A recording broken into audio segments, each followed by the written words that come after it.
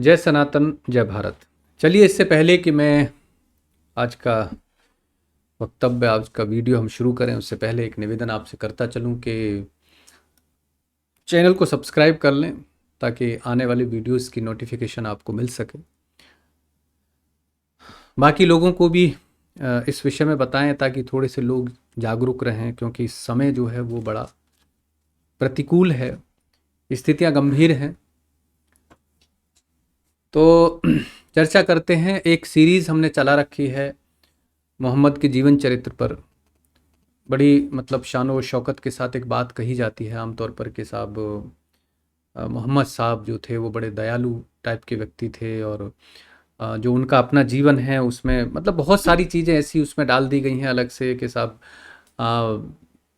उनके जैसा पाक पवित्र और बड़ा संदेशवाहक, और क्या कहें कि दुनिया में ऐसा तो कोई व्यक्ति पैदा ही नहीं हुआ जिसके विषय में मुसलमान जो हैं वो कोई भी एक शब्द कुछ सुनने को तैयार नहीं है। ऐसा एक एक माइंडसेट तैयार किया गया है 1400 सालों के दरमियान में, और न सिर्फ 1400 सालों के दरमियान में बल्कि डे वन से एक इस तरह का माइंडसेट तैयार किया गया है कि आप अल्लाह को गाली दीजिए, आप किसी के बाप को गाली दीजिए, उसकी माँ को गाली दीजिए, किसी मुसलमान को, हो सकता है कि वो उस पर प्रतिक्रिया न करे, बर्दाश्त कर ले, लेकिन आप मोहम्मद के विषय में कोई एक शब्द का प्रयोग करते हैं तो ये बर्दाश्त से बाहर की बात हो जाती है।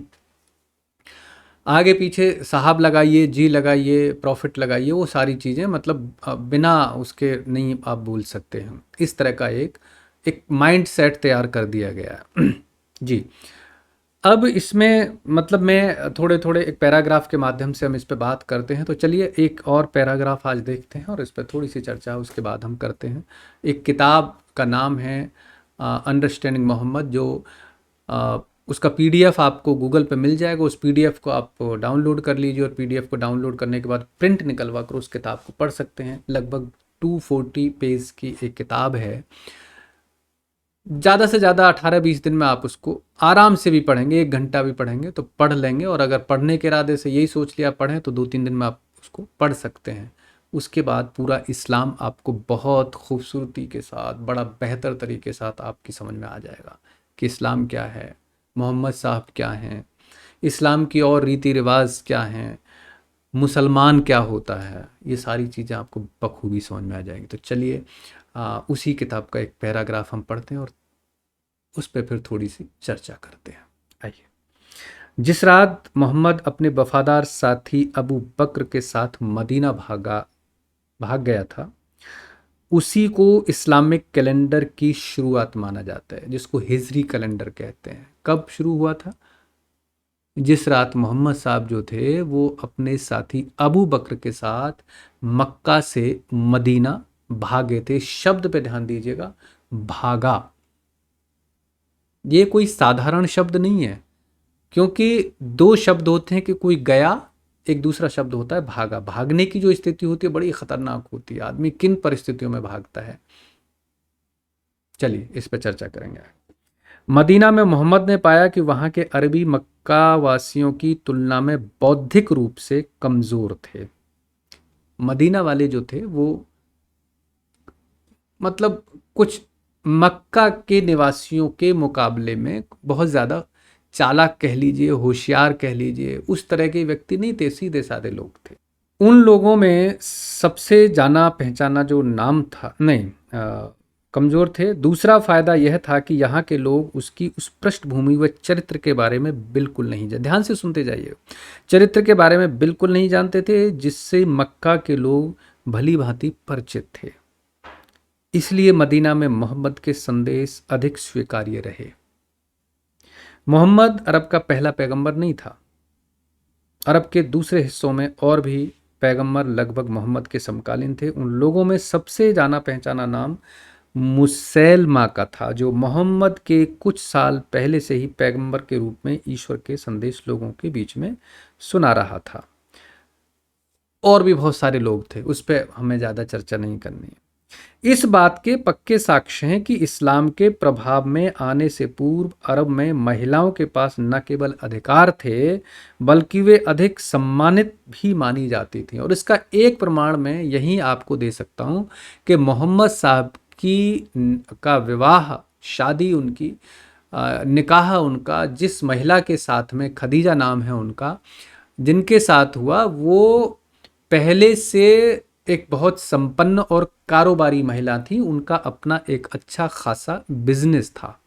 अब आप सोचिए कि इस तरह के कबीलाई व्यवस्था में जो स्त्री मतलब लोगों के बीच में कारोबार करती है, बिजनेस करती है, तो इससे एक चीज़ तो साबित होती है कि वहाँ पे महिलाएं जो हैं वो एक अधिकार के साथ रहती हैं। उनको कोई ऐसी मतलब एक ऐसे सिस्टम में नहीं रखा जाता है कि नहीं साहब आपको बुर्के में रहना है, मुंह ढक के रहना है, किसी को नज़र नहीं आना है, शरीर का कोई अंग नहीं दिखना चाहिए। पितृ सत्ता का जो एक मतलब माहौल है, उस तरह के माहौल में नहीं रहती हैं वो, दबा के, छुपा के, ढका के, उस तरह से नहीं। तो मोहम्मद साहब के प्रादुर्भाव से पहले या इस्लाम का जो उदय है उससे पहले महिलाओं को ज़्यादा आज़ादी थी, ज़्यादा एक मतलब व्यावसायिक कहिए या और सामाजिक स्वतंत्रता जो थी वो ज़्यादा थी बनस्पत इस्लाम के वजूद में आने से के बाद जितनी मिली है। जैसा कि जो मुसलमान हैं कहते हैं कि नहीं साहब इस्लाम के आने के बाद महिलाओं को बड़ी आज़ादी मिली है। बहुत सारी चर्चा हम करेंगे, कितनी आज़ादी मिली है उस पर भी बताएंगे। अन्य पैगंबरों ने अपने धर्म के प्रचार के लिए ना तो हिंसा का सहारा लिया, ये मतलब बड़ी इंपॉर्टेंट बात मैं बता रहा हूँ, और ना ही लूटा। ये पैगंबर भूभाग नहीं जीतना चाहते थे और ना ही अपना साम्राज्य खड़ा करना चाहते थे, बल्कि बाइबल की परंपरा के ये पैगंबर केवल उपदेश देने और लोगों को ईश्वर की शरण में आने के लिए प्रेरित करने में रुचि रखते थे। अरब के पैगंबरों में केवल मोहम्मद ही ऐसा था जो हिंसा में विश्वास रखता था। बहुत महत्वपूर्ण बात है ये, और ये ऑथेंटिक है, प्रमाणिक है, टेक्स्ट के साथ है। ऐसा नहीं है किसी ने लिख दिया। इस किताब को जो हम जैसे जैसे आगे बढ़ते जाएंगे तो बहुत सारे प्रमाण इस किताब के माध्यम से हमें इस्लाम और सारी चीज़ों के विषय में मिलते चले जाएंगे। रुचि अरब के पैगंबरों में केवल मोहम्मद ही ऐसा था जो हिंसा में विश्वास रखता था और लड़ाका था। उपरोक्त अन्य पैगंबर एक दूसरे के विरोधी नहीं थे, कोई कन्फ्लिक्ट उन लोगों के बीच में नहीं था। ये पैगंबर एक दूसरे का सहयोग करते थे, न कि प्रभुत्व के लिए आपस में लड़ते थे। मदीना के अरबियों ने मोहम्मद को आसानी से इसलिए स्वीकार कर लिया कि ये लोग उसकी शिक्षाओं से प्रभावित हुए, बल्कि इसलिए आए क्योंकि ये यहूदियों से प्रतिद्वंद्विता रखते थे। मतलब कुछ अरबी लोग जो थे वहाँ पर यहूदी और अरबियों का वर्चस्व था, और उसमें जो अरबी लोग थे, क्योंकि यहूदी पहले से एक कारोबारी मानसिकता की एक जाति रही है, तो जैसे हमारे यहाँ अग्रवाल समाज के लोग होते हैं, तो उनका प्रभाव चूंकि पैसा था, कारोबार करते थे, तो समाज में प्रभुत्व उनका ज़्यादा था। तो इसी बात का एक द्वेष अरबी समाज के लोगों में उनसे था। और मोहम्मद साहब वहाँ गए तो वहाँ ने एक नया एक कन्फ्लिक्ट उन लोगों के बीच में खड़ा कर दिया, और खड़ा कर दिया तो फिर उसके बाद परिणाम उसका ये हुआ कि उन्हें सहयोग मिला अरबियों का यहूदियों से लड़ने के लिए, और वो मोहम्मद साहब के अनुयायी होते चले गए। मदीना उस वक्त यहूदी बाहुल्य नगर था। यहूदी अपने धार्मिक विश्वास के आधार पर स्वयं को सर्वोत्तम मानते। ये तो खैर सब में बीमारी है, सर्वोत्तम मानने की बीमारी तो साहब। वे अरबों में अधिक शिक्षित व समृद्ध थे, इसलिए अरबों के मन में यहूदियों के प्रति ईर्ष्या होनी स्वाभाविक थी। जाहिर है कोई ज़्यादा पढ़ा लिखा मुझसे आदमी होगा तो मुझे उससे ईर्ष्या होगी, ज़्यादा कोई पैसे वाला होगा या ज़्यादा कोई दिमागदार मुझे लगेगा कि हाँ यार ये आदमी तो मतलब चीज़ों को बड़ी जल्दी क्लियरिटी इसके सामने हो जाती है और मुझे समझने में बड़ी देर लगती है। तो इस तरह की जितनी भी एक ह्यूमन एक साइकोलॉजी है ये, कि इस तरह की जितनी भी चीज़ें हमारी लाइफ को प्रभावित करती हैं तो कहीं ना कहीं एक कन्फ्लिक्ट, एक ईर्ष्या हमारे बीच में पैदा करती हैं, इंसानों के बीच में भी और समाज के बीच में भी। एक व्यक्ति के रूप में भी हम चीज़ों से प्रभावित होते हैं, एक समाज के रूप में भी, एक देश के रूप में। मतलब ये सारी चीज़ें, कहने का मतलब ये है कि सारी चीज़ें आदमी के दिल पर, दिमाग पर प्रभाव तो डालती हैं। और इन्हीं चीज़ों से कन्फ्लिक्ट पैदा होते हैं, देशों के बीच में कन्फ्लिक्ट पैदा होते हैं, समाज के बीच में होते हैं और व्यक्तियों के बीच में होते हैं।